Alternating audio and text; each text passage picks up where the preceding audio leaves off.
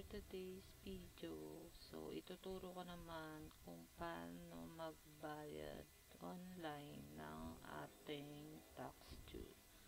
So first, punta ka muna sa website ng BIR. Search mo yan, bir.gov.ph. So ito yan yung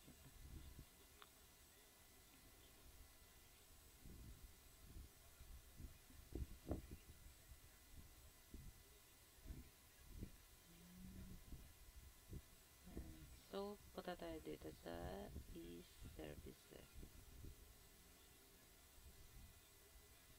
Ito, click natin yung ayan, ito, e-pay.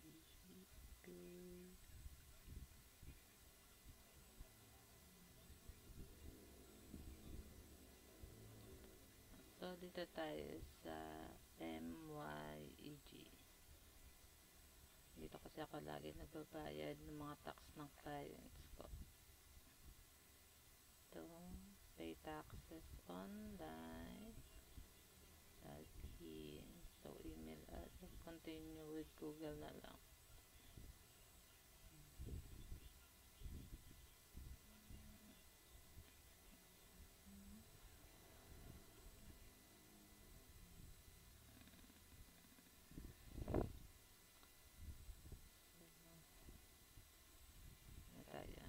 So, pay amount due.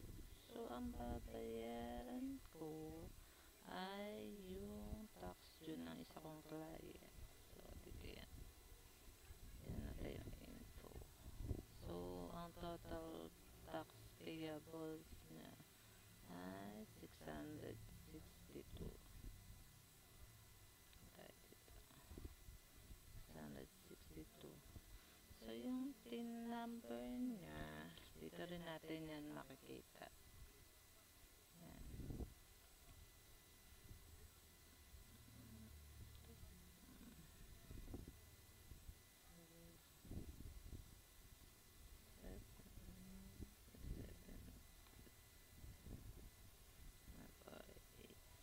So, yung branch code 00 lang naman yan. 251073148. Yung RDO code 29.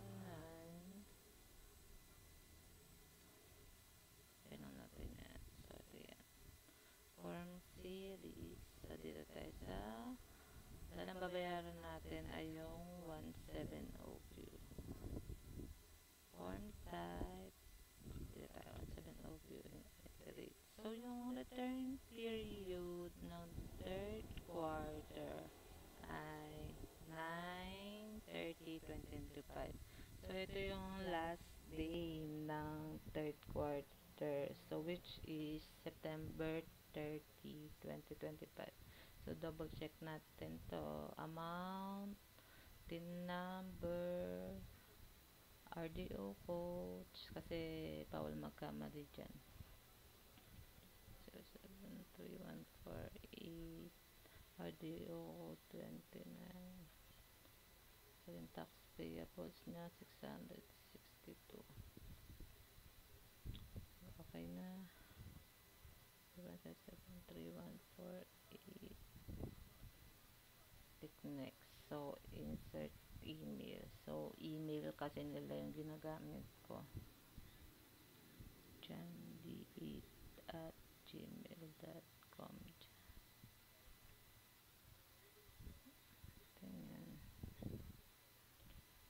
janD8.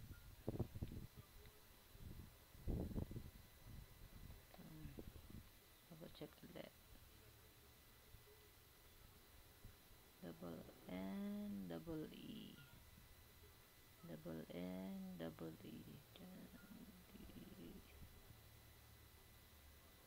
So, once okay na, click next. Total. So, double check ulit natin.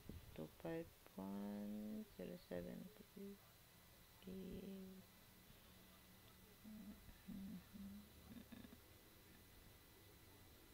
Pasensya na guys, paulit-ulit ako dito kasi ayoko talaga magkamali sa info.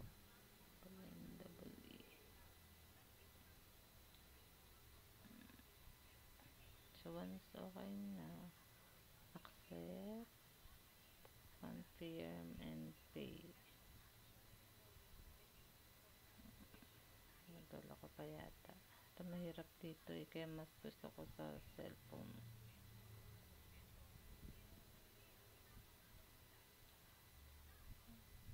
So, nadala ko nga siya. Bale, pagka okay na yan, confirm and pay, then okay na yan. May lalabas dyan na parang green screen yun. So, ibig sabihin, may confirmation na. Then, pag okay na, mag-email din sa inyo. Attach nyo lang yun para in case na ano kayo ng BIR, may mapapakita kayo na nagbayad kayo. So, yun